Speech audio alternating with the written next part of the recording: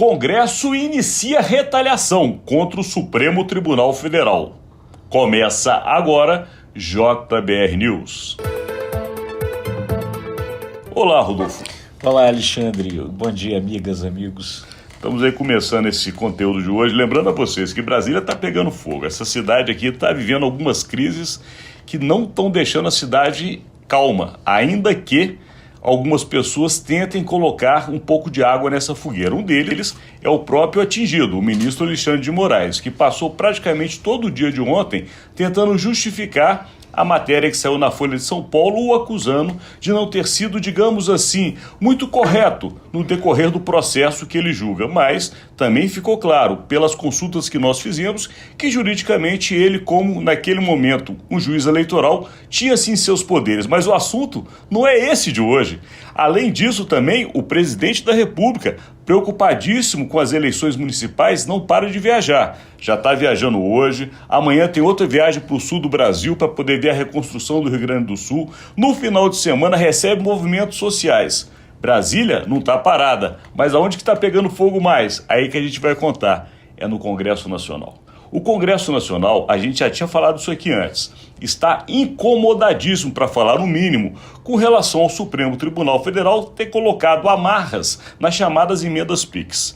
E as emendas PIX hoje são um grande instrumento para fazer política, ainda mais no ano de eleições municipais, onde agrada deputados e senadores. E Rodolfo Lago tem uma grande apuração sobre isso. Nós temos muitos dados a apresentar, mas antes ele vai mostrar para vocês o que está em torno dessa situação e que ontem causou uma paralisia, a primeira, pelo menos, por parte do Congresso. Pois é, porque ontem o ministro do Supremo Tribunal, Flávio Dino, mandou suspender os pagamentos de todas essas chamadas emendas PIX, né, que são emendas individuais dos parlamentares, que são feitas transferências diretas para as prefeituras, para os municípios. Mandou suspender tudo e aí então o Congresso iniciou um processo de retaliação. A Comissão de Orçamento travou uma liberação de 1,3 bilhão de real para o próprio Poder Judiciário e parou a votação da regulamentação da reforma tributária. Tinha aprovado um dia antes o texto base e agora hoje votar as emendas para terminar essa votação, mandar para o Senado, e não votou nada. Retaliação para complicar a situação do governo, que precisa da reforma tributária, enfim, seguraram tudo. O Flávio Dino diz: não libera nada enquanto o Congresso e o governo não encontrarem um meio de dizer para onde esse dinheiro dessas emendas PIX vai estar sendo liberado.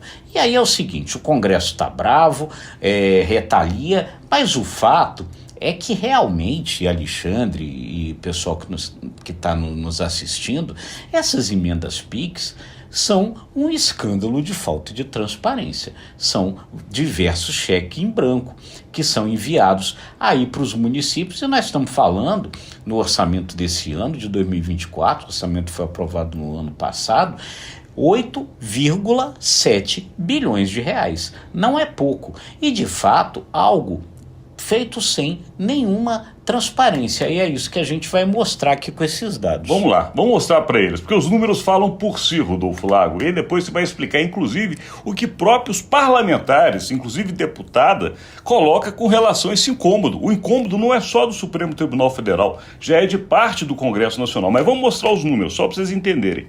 Em 23, do total liberado, que foi 8,7 bilhões de reais, não é pouco dinheiro, só para vocês terem uma ideia, foram para 10% apenas dos municípios brasileiros. Nós temos mais de 5 mil municípios. Quer dizer, então, só aqui pontuando o que o Alexandre está dizendo, é o seguinte: além da falta de transparência, o processo não é justo do ponto de vista da distribuição nacional. Quer dizer, como ele não tem controle nenhum, os parlamentares vão destinando e aí o dinheiro fica concentrado na mão de poucos poderosos que enviam só, como esse levantamento aí diz, para 10% dos municípios brasileiros. Uma dinheirama sem fiscalização para poucos.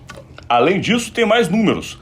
Menos de 1%, 1% informaram o destino e a finalidade. Ou seja, 99% desse dinheirão foi para algum lugar que ninguém sabe onde foi e como foi gasto. Detalhe, nós estamos falando de dinheiro meu, seu, de todos nós. É o dinheiro da União, que é dado, claro, constitucionalmente, e um direito do parlamentar para fazer o quê? Projetos que melhorem o país, mas a gente tem que saber se realmente o projeto está melhorando. Para saber tem que ter a transparência. E o número ainda vai mais longe, Rodolfo Lago.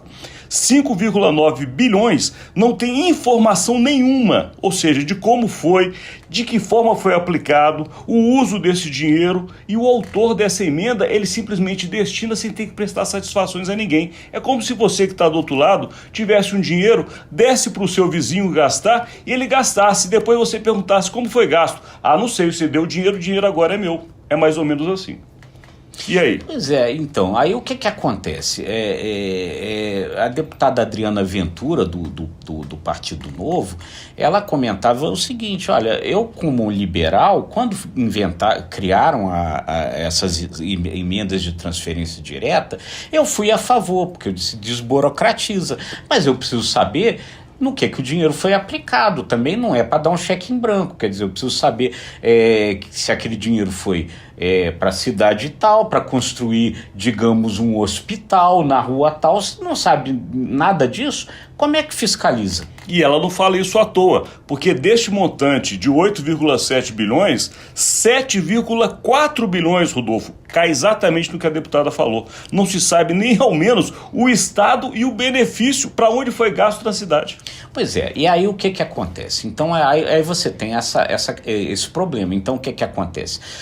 Falta de transparência, falta da chamada rastreabilidade, quer dizer, você não tem como saber como o dinheiro que saiu aqui dos cofres públicos da União foi para o município tal, para fazer o que.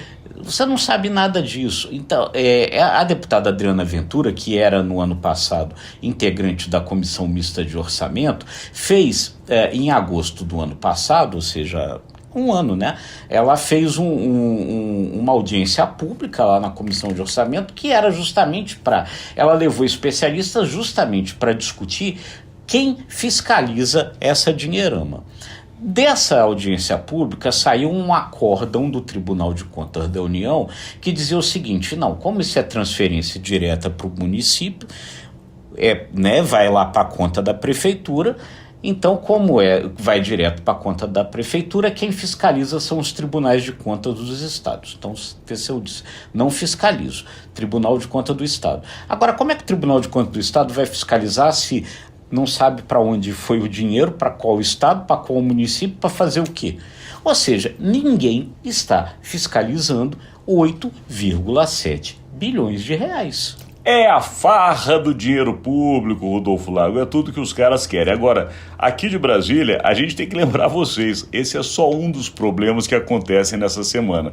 Ainda continua o fogo queimando no lado do Alexandre de Moraes, ministro do Supremo Tribunal Federal, referente ainda às investigações na época das eleições. O presidente Lula, preocupadíssimo com as suas barbas de molho, diante das não votações do Congresso Nacional, em especial agora com essa retaliação, mas também não está parado, está viajando pelo Brasil. E aqui a gente sabe, sem o Congresso trabalhar, pouca coisa a gente tem a fazer. Mas estamos atentos a todos os bastidores da política para levar para vocês diariamente o que acontece na capital federal. Agradecendo a sua audiência. É isso aí, deixando aquele convite de sempre. Se você gostou, curta, compartilhe, acesse imagemcredibilidade.com, se inscreva no ICTV e nos nossos demais canais. Obrigado e até amanhã.